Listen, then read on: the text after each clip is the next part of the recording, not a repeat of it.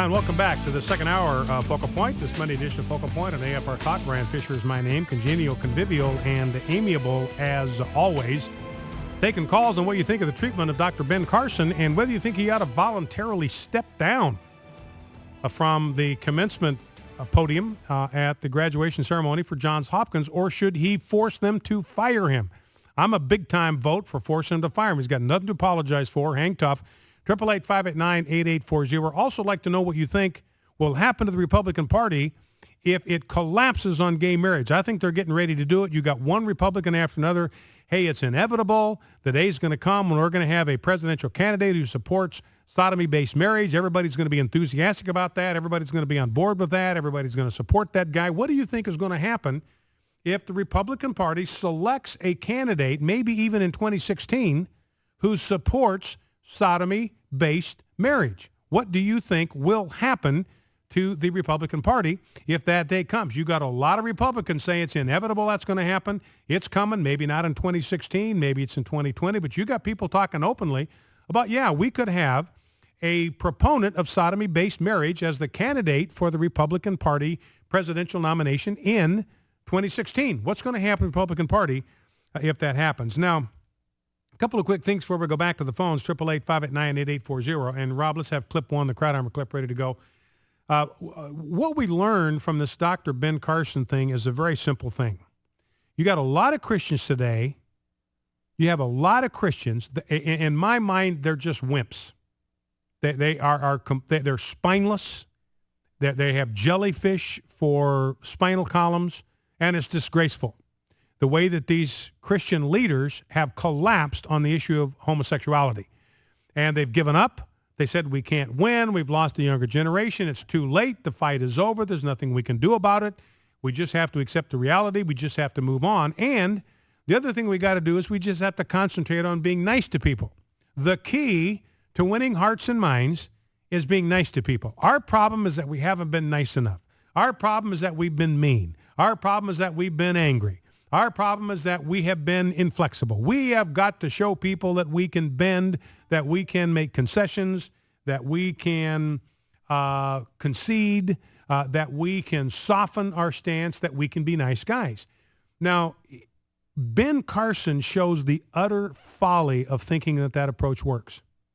Ben Carson is Exhibit A.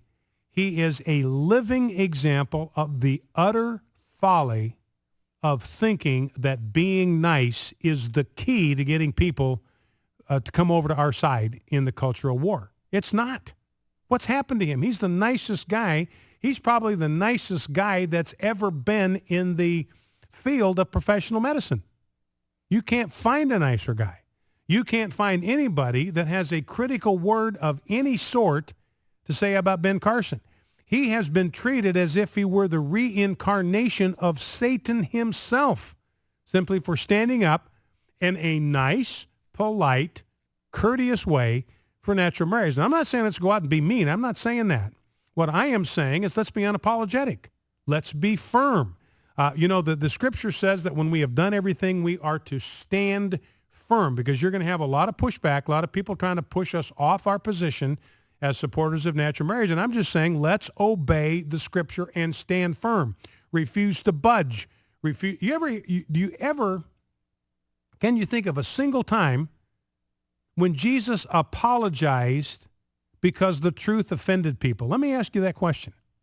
Remember, he said things, and his own disciples came and said, look, when you said that, the politicians got offended.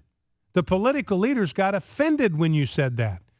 Did Jesus ever apologize for offending people by telling them the truth? The answer is zip, nada, never, ever, not one single time did Jesus ever apologize for telling the truth that happened to offend one of his hearers. Now, Ben Carson shows you exactly the fallacy of thinking that the key to winning the cultural war is being nice to everybody. He's the nicest guy you ever going to meet. They're turning him into hamburger. Now, here is Charles Krauthammer. This is clip number one. Here's Charles Krauthammer talking about what will happen if gay marriage is legalized and imposed on the United States of America by the Supreme Court. He's exactly right. If that day comes, if the Supreme Court imposes sodomy-based marriage on the entire United States of America, it will be the end of religious liberty. Let's listen. It gets really sticky if the court were to decide that to deny same-sex marriage is unconstitutional. Then you've got Georgetown University, a Jesuit university, married student housing. It's Catholic university. So it says that it's only going to allow heterosexuals. It will get sued. This will become an assault. It will become an assault on religion.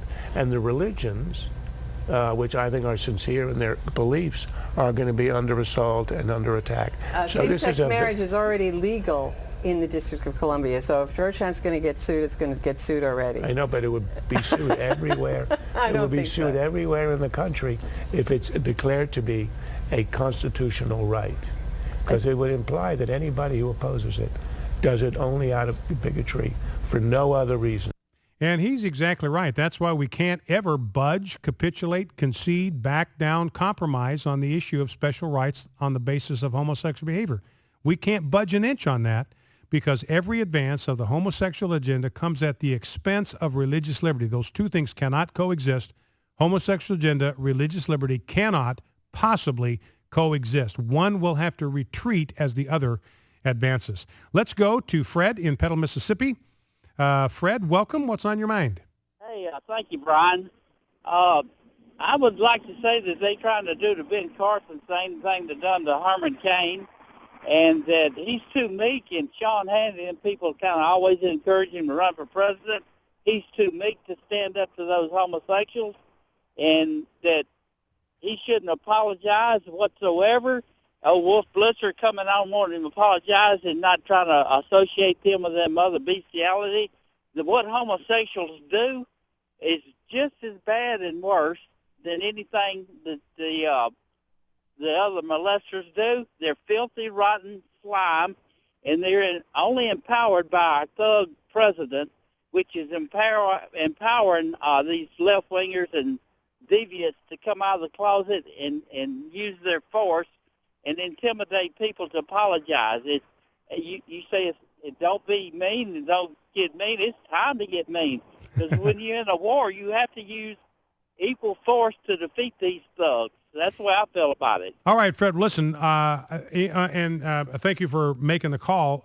And I think we need to be careful that we separate behavior from the people, because these individuals are made in the image of God. They have been made in the image of God. That's why they are capable of something better.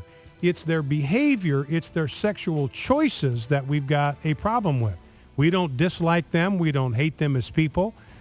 We don't regard them as human garbage or anything of the sort. We recognize that they are made in the image of God, that they are of infinite worth, that they were valuable enough to Jesus Christ, that he went to the cross in order to see them redeemed from the lifestyle that they have chosen. We believe they're capable of something better. So we're not going to hate them.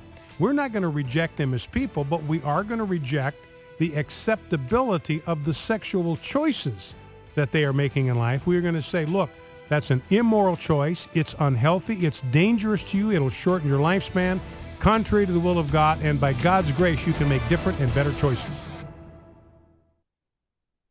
Here's Twyla